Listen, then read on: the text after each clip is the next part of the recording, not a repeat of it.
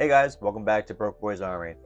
So today is going to be like the launch of a new series, and I think I'm going to call it How Much Does a Good Gun Cost?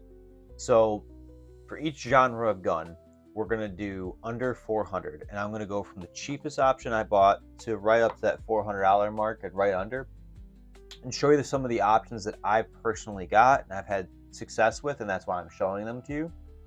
So first off, coming in at, I believe I bought this one for 112. It might have been 114. It was either 112 or 114.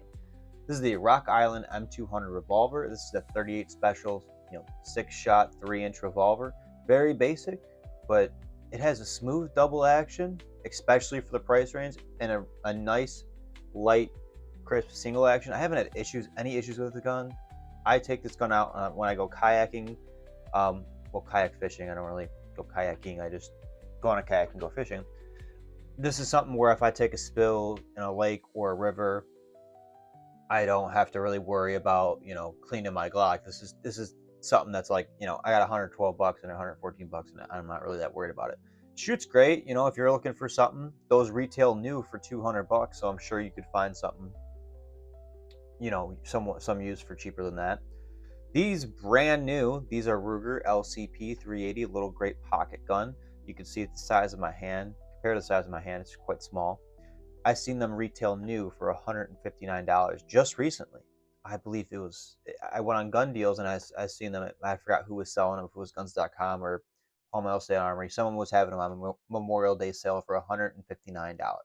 With all the other 380 versions, these have kind of fallen off to the side, but I love this thing, especially if you're getting this thing for 159 bucks. I think I paid 175 or 200 for this gun. But then when I bought this gun, this is right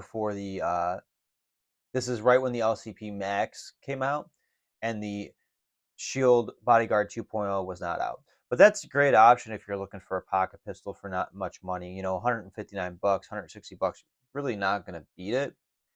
In that price range, new, you're looking at high points and things like that for pot. I think that's a good deal. Next up, we're getting some law enforcement trade-ins. This is a Smith & Wesson M&P 40, but I swapped out the 40 barrel for a 9mm, so it's like an M&P 9. I didn't even swap out the recoil spring, just the barrel and magazines, and it runs like a sewing machine. I've had this gun for over 10 years. It's one of the first handguns I ever bought. It has great night sights. They're still bright. They're still usable. The trigger's okay. I'm not really a big fan of the curved hinge trigger. It's more so that the trigger's curved. I like flat facing triggers. Maybe it's because I've been spoiling myself. Speaking of, oh, I don't even tell you the price on that. Those M&P 40s, they run for 250 to 275 often. You can swap out the barrels, make them 9mm, or keep them in 40.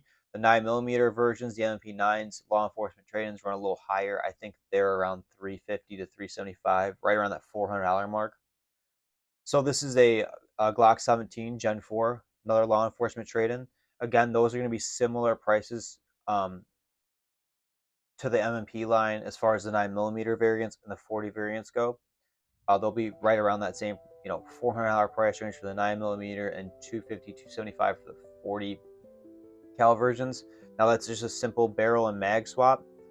I haven't had, some people say to swap your recoil spring out for a lighter one. I haven't had any issues in my M&P, and I know people who have done it with their Glock 22s and haven't had issues, but some people say you should. I haven't had any issues, so that's something maybe I would try after you've already did the barrel and then magazines. That way you're not dumping all that money all at once. Let's see. Next up we have one of my, now this gun is going to represent the whole line, the CZ P10 line. I think this is a more recent addition, and when I say more recent, it has like 5-6 months. I've been really liking the CZ line. I want to get the CZ P10C or the CZ P09, but CZs have been growing on me in this P10 series. The CZ P10S like I have, the P10C and P10F all come in at under 400. They range between, I've seen the P10S's as low as like 320.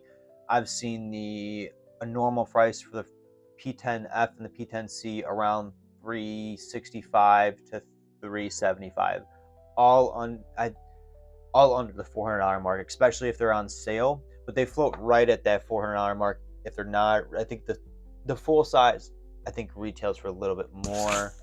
I'd have to double check on that one, but they're right in that $400 mark, and this is at the the higher end of the cost tier, but they are great. That one down there, that CZ I got, that was for $300. I bought that one for $300. This is the Shield Plus. I've seen, only this is the only iron sights. If you go and buy just the iron sighted version, I've seen them as low as, again, $300. You could get the optics ready version for around $350, $375 used. New, they're going to retail for more. I'm not sure what they retail now, because a lot of what I'm seeing is the new comp Shield Pluses. But this will have that 13-round magazine. If I didn't mention it prior, that CZ has a Hive 3-round extension, bringing it from a 12-round magazine to a 15-round magazine.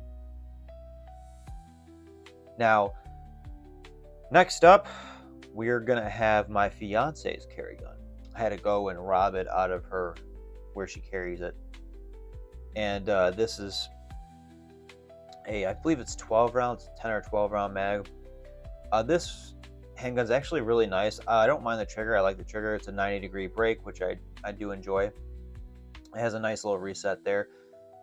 She got this gun for, I want to say, $275. This is optics ready, and the iron sights that come on it, the blacked out rear with that the green dot in the center of the white, is really contrast great. This really fits her hand well, a little bit better than it fits mine. She's got smaller hands than mine, obviously. I prefer the CZ P10 because P10S is just a little bit thicker, and I feel like it fills up my hand a little bit more. The Ruger Max 9 is not bad by any means, and it does fit my hand well. But if I have to choose, I'm still going to choose that CZ P10S, even if it is the 12-round magazine. But she likes this better than the CZ because she's got smaller hands, and it's just a little, it's like you can see, it's just ever so thinner. And for that, under that $400 price range, for a carry gun, you're looking really good. And I just want to show you guys, like, look how many options that just me personally that I found and still kept. I found way more options than this. These are just options that I still kept, that I've vetted, I've kept, I've liked.